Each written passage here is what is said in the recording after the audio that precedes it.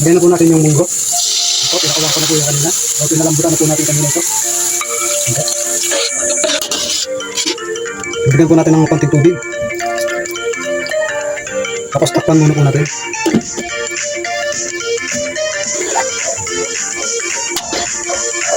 Maglagay po tayo ng 2 kutsarang patis.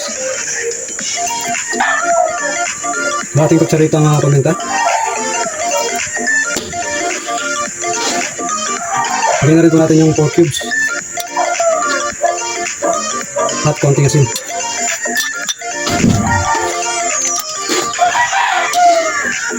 Lagyan po natin ng isang pirasong sotanghon. Malit na pakete lang po yan. Siguro po mga 6 pesos lang po yun siya. So natin po sotanghon. Ilang segundo lang po at maluluto na po ito. Panos.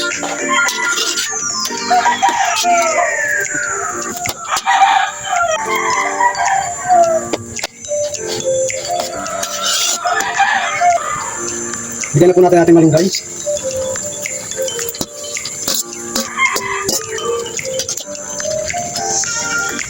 Ito, luto na po yung ating ginisang munggo na may sotanghon. Pwede na po tayong kumain mga ka-farmers.